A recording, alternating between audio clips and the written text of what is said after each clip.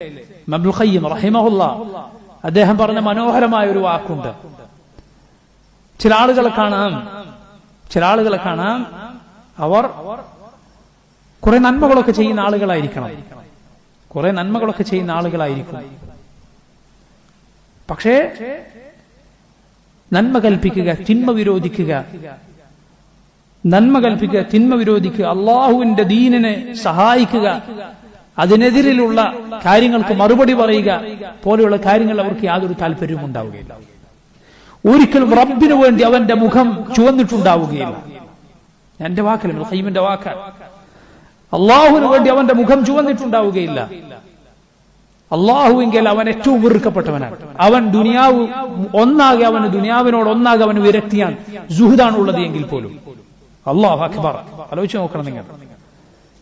മനസ്സിലായി, ദുനിയാവിനോടൊക്കെ വളരെ വിരക്തിയാണ്, എപ്പോഴും ഇബാദത്തിലാണ്.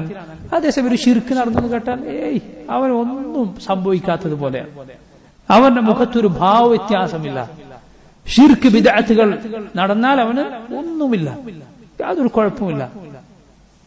ഇബ്നുൽ ഖയ്യിം റഹിമഹുല്ലാഹ് അദ്ദേഹം പറഞ്ഞത് കാണാം, അസ്ഹാബുൽ കബായിർ, വൻ പാപങ്ങളുടെ ആളുകൾ, അവരെക്കാൾ മോശക്കാരാണ് ഇവർ എന്ന്. ലാ ഹൗല വലാ ഖുവത ഇല്ലാ ബില്ലാഹ്. വൻ പാപങ്ങൾ ചെയ്യുന്നവരെക്കാൾ മോശക്കാരാണ് ഇവർ എന്ന് ഇബ്നുൽ ഖയ്യിം റഹിമഹുല്ലാഹ് അദ്ദേഹം പറഞ്ഞത് കാണാം.